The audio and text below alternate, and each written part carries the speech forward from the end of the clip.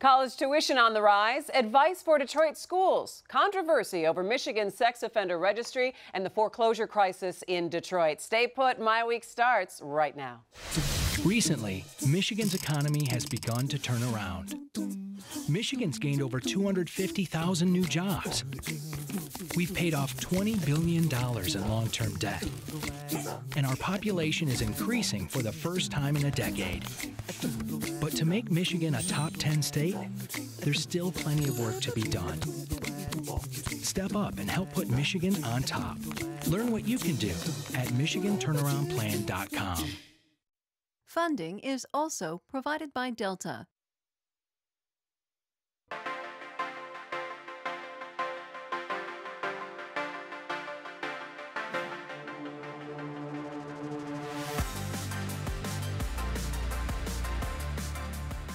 Good evening. Thanks so much for joining us for MiWeek. I'm Christy McDonald. Some staggering numbers this week for students heading to college in Michigan this fall. 2 universities decide to jack up tuition past the state's cap. Even if you don't have anyone going to college, the price of education and the lack of state funding will impact all of us here in the state.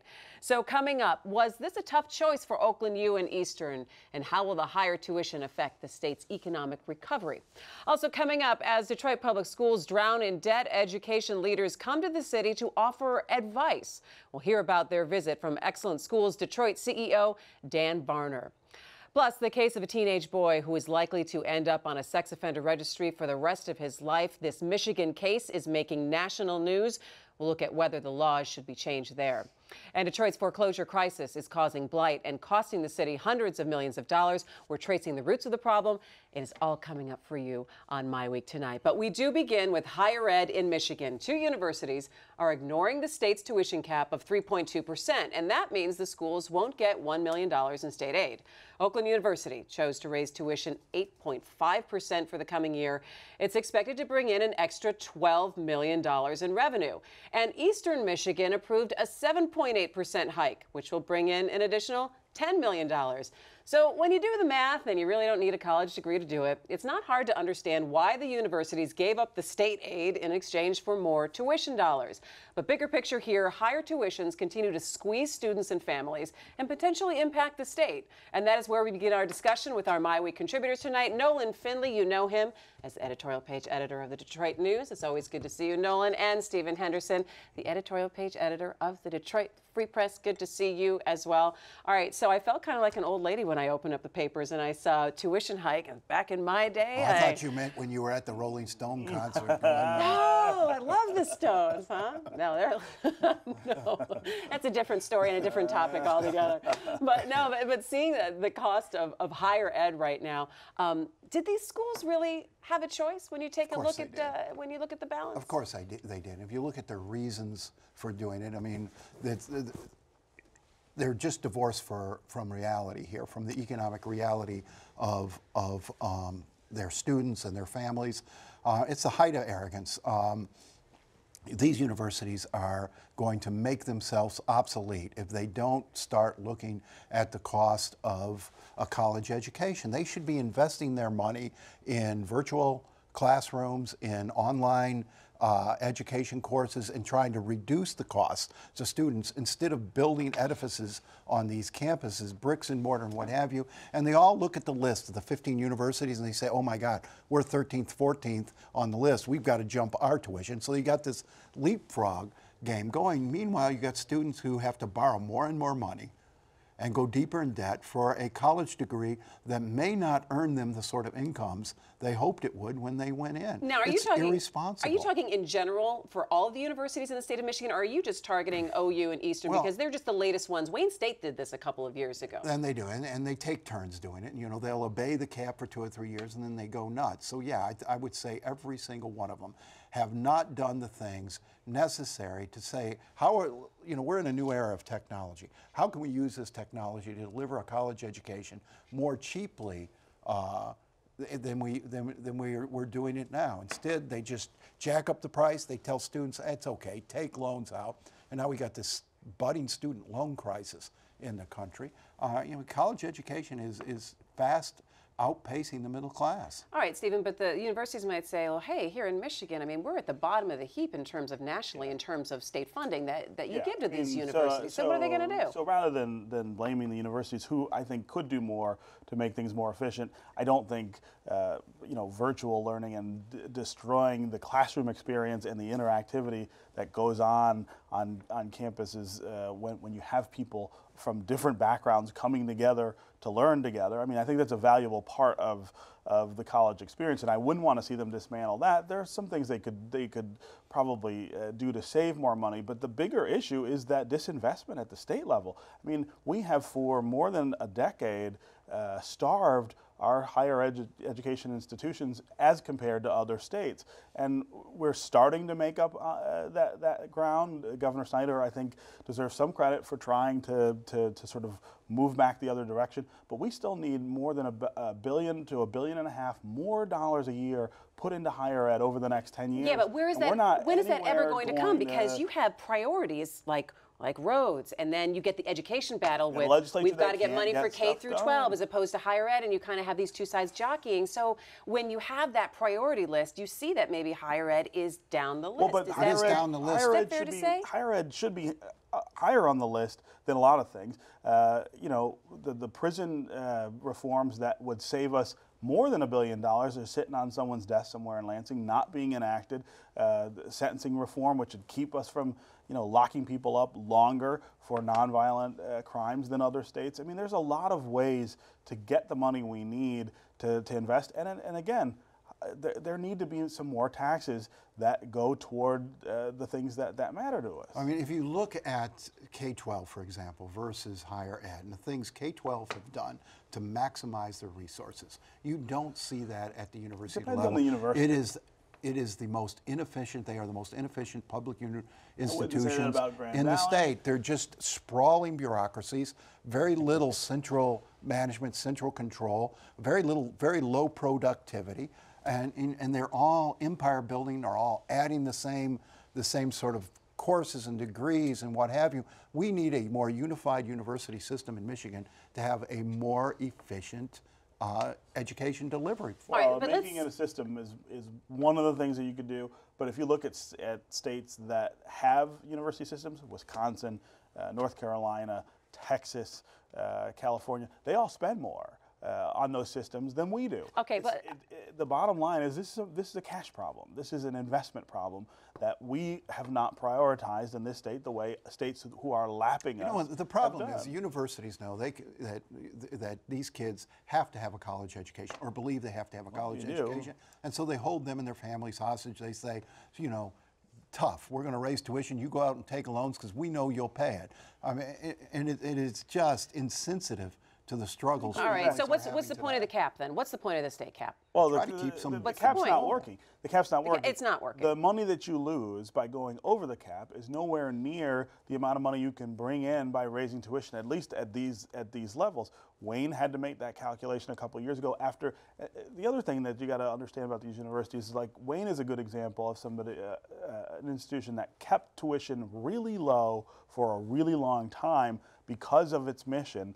Serving urban populations that wouldn't have access to other places. The state's disinvestment in the university finally caught up to them, though, and they were like, if we're not going to get it from the state, we have to get that money somewhere. The other part of it was, at the time, you had university officials from Wayne State saying, look how cheap we are. If we're going to be considered on par with Michigan State and U of M, we've got to raise our tuition. There's some of that goes on, too, but they needed the money because they had starved themselves of increases by keeping tuition low, and the state didn't do them any favors by continuing to disinvest. Well, if you had stronger central management of these universities, any good manager wouldn't could come cost in any there less. and trim 10-20%. But it's not costing less in the states that are doing it that way. You have very few universities. You look at what is happening at Purdue University, where the former governor, Mitch Daniels, is now president, and the innovations and the efficiencies. The people are down there saying, "Oh God, we didn't know you could do that at a college."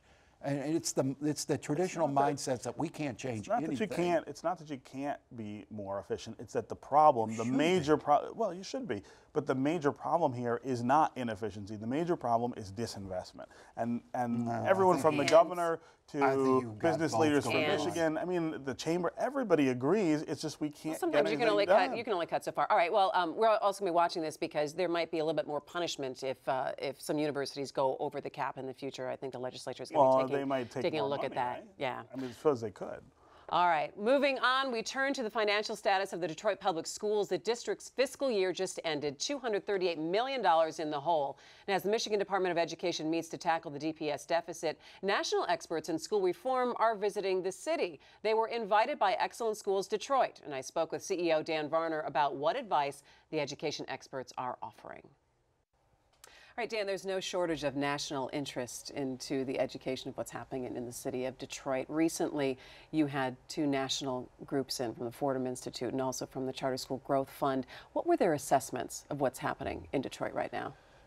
Happily, people on the left and the right politically agree on kind of the current state of affairs in Detroit and on some of the things that should be done to improve the quality of education in Detroit. So their assessment, like those that we've heard from lots of other folks, both on the right and the left, nationally and locally, is that the unregulated marketplace of schools in Detroit, while providing lots of options for parents, does little to improve school quality.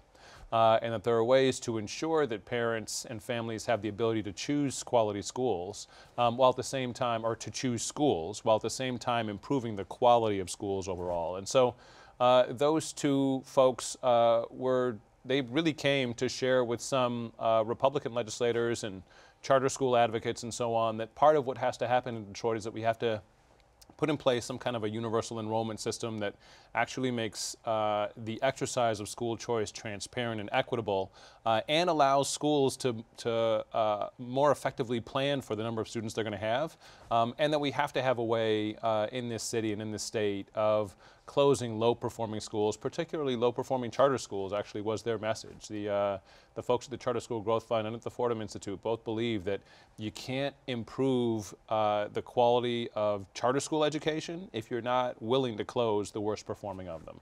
It might even be frustrating for parents to hear when you start talking about what's happening on the right and the left. The people say this shouldn't even be political at all. Agreed. Well, it shouldn't be, I would argue, and in fact it doesn't have to be in this particular case.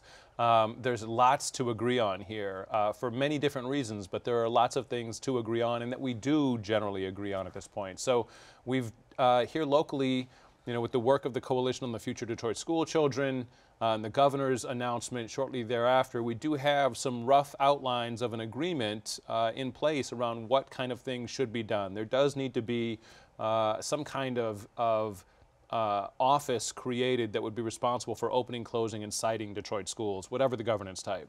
We do need a universal enrollment system. We're going to have to do something about relieving the DPS debt burden that has been carried for on and on. So there are lots of things that there is general agreement on. We've just got to get to working out the details of them. All right, so what are we waiting for then? Well, we're waiting on this legislature. We had big roads issue to get taken care of this spring, as you know, and we also had to get a budget passed.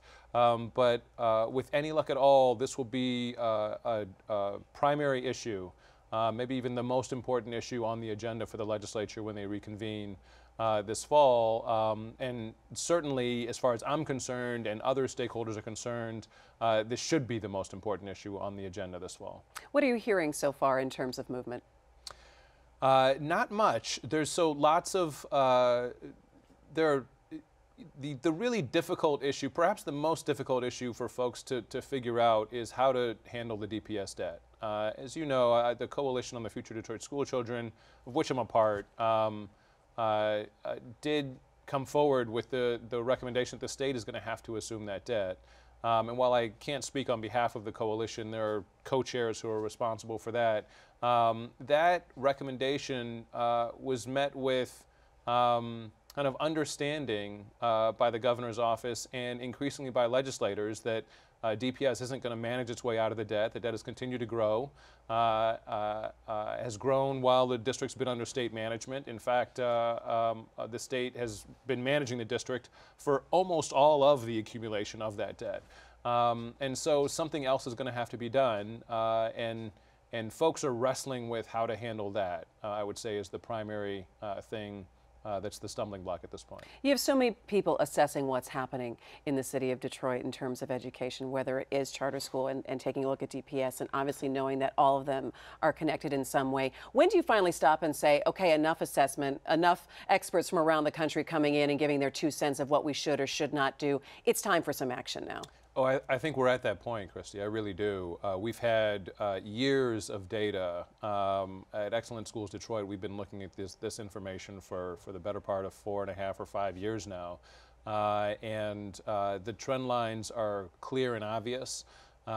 We've had lots of national experts who've weighed in, lots of local experts who've weighed in. We've all basically reached the same conclusion, that the system isn't working. When you look at the data around student performance and student academic achievement, those trend lines are flat at best. Even as a state, the trend lines are not good. And so I think we all know that education needs to be fixed in the state. And we have the outlines of a broad agreement around what could be done to improve education. At this point, it's about really the brass tacks work of hammering out the details. And one thing is for sure, there's no easy solution to Detroit Public Schools' growing debt and declining enrollment. We'll be watching what's happening next. Thanks to Dan Varner. You can see my entire interview with him. Just go to MiWeek.org. Meanwhile, the case of an Indiana teenager jailed for having sex with an underage girl in Michigan is getting national attention. 19-year-old Zachary Anderson met the girl through an online dating app. She told him she was 17. Zachary crossed the state line, had sex with the girl, and then she later admitted she was 14 years old. He ended up in a Michigan jail. Now the teen is getting out of jail this week, but he faces a lifetime label as a sex offender on a registry in Michigan. Plus, he cannot use the internet for 5 years. So is this fair or unreasonable punishment for a teenager? And this really brings in this larger discussion of these sex offender registries that kind of spiked in popularity in the 90s. Stay off the online dating. If I can teach my kids anything, online dating is not a good idea. The world is very different than it was a long time ago. I think it's crazy. But you like to think you take people at their word. This whole sex registry thing is completely out of control in Michigan and out of line. You could end up on the sex registry for whizzing in the bushes. I mean, it has nothing to do with... You can, and there are people on it for lewd text. I mean, you have a lot of different variables here. And there's a lot of kids on it for high school sex between, a older teen and a slightly younger teen. Things that have been going on for generations. And these kids are ending up on the sex registry. You got kids sending naked pictures of each other back and forth, and Jessica Cooper's rounding them up and charging them with child pornography. It's absolutely absurd, and it's serious business, because once you get on the sex registry, not only you lose much of your rights. Police can show up at your house unannounced, bang through your door, and search your whole house for the next 40 years. And you have a lot of teenagers ending up on it. You have a lot of folks ending up on it who are no threat to the community in terms of a sex criminal. Well, you think of what was the purpose of going to this idea of a sex offender list was to deal with what? Was to deal with predators, right. People who are taking advantage of young people who can't consent, people who are a danger to the community. There are a lot of people, it seems like, who end up on this list who don't fit that description. If you're still a danger to the community, you ought to be in prison or jail or wherever you were. This idea of perpetual punishment, you're going to serve your time, you're going to get out, but you're going to stay on this registry for another 30 years. The list was about the difficulty that they have rehabilitating sex offenders, right? They keep them locked up. They are more likely to reoffend than some other types of offenders. But I mean, I agree that you shouldn't be on it for 40 years. That's an absurd 40 years or 5. This 17-year-old is not a danger to his community. He's not. He's 19. He's 19 years old, and the judge in this case declined to give him a little bit of leniency that is afforded to him because he is a younger offender, which would have had his record The mother of the girl said, she's a big fat liar. It's not the boy's fault. She misled him. She pleaded for leniency and mercy for this kid, and the judge still ignored. Okay, so but when you talk to, you talk to lawmakers saying, how can we change the sex offender registry? I mean, no lawmaker wants to be labeled that person again, saying, hey, I want to go easy on the sex offenders But have you here. noticed a theme on this show of, here's a good idea, here's something that needs to be done. Why can't it be done? Because there is no one in Lansing who will stand up to either political or ideological They don't want to see that on the We should re-election run things, literature, right? right? Oh, is that the we solution? should run things. We have a real systemic problem in Lansing with who's there and what they're willing to do. And I continue to believe that term limits play a huge role in that. I think the way that we draw districts in the state plays a huge role in that. It dissociates people from representing people and lets them represent ideologies and special interests. I think the governor has a Last hand word on this issue, and they're going to have to review it, particularly if they continue to move toward this affirmative assent or yes means yes legislating. You're going to have half the college kids in America on the sex registry list. I mean, this is getting out of hand. All right, we're going to watch this case because I believe this young man is now going to withdraw his plea in August. He's going to see if he's going to try to change things down. All right, and finally tonight, the foreclosure crisis in Detroit. The Detroit News really did a fascinating in-depth look at the fallout from homes that went into foreclosure. And if you missed it, we're going to have a link to it on our website at MiWeek.org. A couple of stats for you. Of the 65,000 mortgage foreclosures, more than half of them now blighted or abandoned. And the crisis was fueled by those risky loans and lenders selling homes at bargain basement prices, and it's now costing the city $500 million in demolition fees and lost tax revenue. What I thought was really interesting about this, Nolan, when I opened the Detroit News, was that they just took a street. Yeah. And just took a look and told the story of the street and where those houses went and the people that had them and the real lives and the ups and the downs and the fact that, all of a sudden, someone loses a job or they can't pay this and their payments get jacked up. And it was a fascinating look at just one area, but could be told all around the city. Right, and there are a lot of culprits here. Certainly predatory lenders, people who just wanted to issue mortgages that then they repackaged and resold, and this whole subprime scandal racket that went on prior to the financial collapse. Government creating a market for these subprime loans with aggressive enforcement of the Community Reinvestment Act. High taxes. I think Dan Gilbert had a point that high taxes also contribute to the foreclosure business. So there's a lot of culprits here, and a lot of victims, a lot of people who might have been able to keep their homes and keep their homes up and been good, contributing, productive citizens of this community, now being driven out. And this is contributing to this wasteland appearance of Detroit's neighborhoods. And when you spin that forward, so that happens, it wipes the market out and creates all of these homes that are not occupied. And fast forward to today, and you have 4,000 home sales in the city in a year, and only 400 mortgages get written. Now the banks have gone to the other extreme, to the point where there's so little value attached to so much of the property in the city that they can't meet the standards to write a conventional mortgage, which is a really dangerous trend. That opens up the market to these cash buyers who come from other places to sweep up more of the properties, and it prevents the middle class from being able to live in the city. It's one of those other disincentives for middle class families, especially. Middle class families don't sit around with hundreds and thousands of dollars of cash to buy houses. They need mortgages to be able to do that. And if you can't do it in the city, you will do it somewhere else. And this is one of the biggest problems I think we face. I know the mayor is working real hard right now with Dan Gilbert on coming up with a solution, but there is no easy fix for that, and it's all related to this. Well, I mean, I think the banks are going to have to step in here because a blighted, abandoned house has no value to them. Right. I mean, you're better off if you can keep somebody in the house paying something than you are letting it go, because there's not a market for these homes once the people are forced out. So I think the banks are going to have to step in here, but also the very policies, the very communities these policies were designed to help are getting smashed by killing them. Whether it's the Community Reinvestment Act or now the going to the opposite extreme on mortgages, where it's you have to jump through so many hoops to get a mortgage.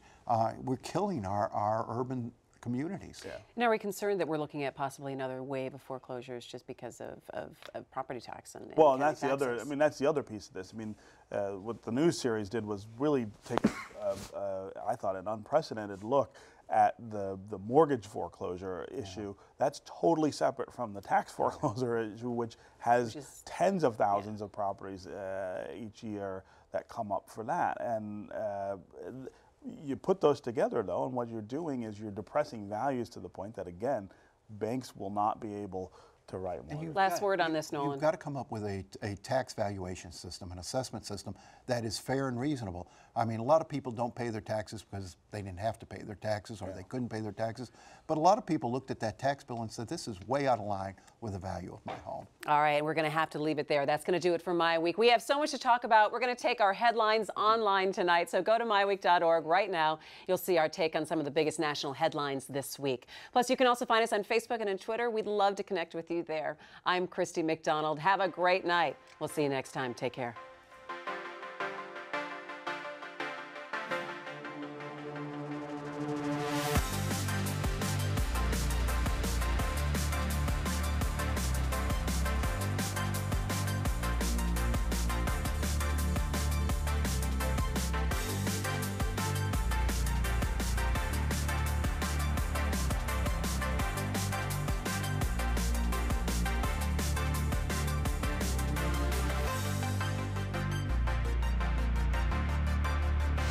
Recently, Michigan's economy has begun to turn around. Michigan's gained over 250,000 new jobs. We've paid off $20 billion in long-term debt. And our population is increasing for the first time in a decade.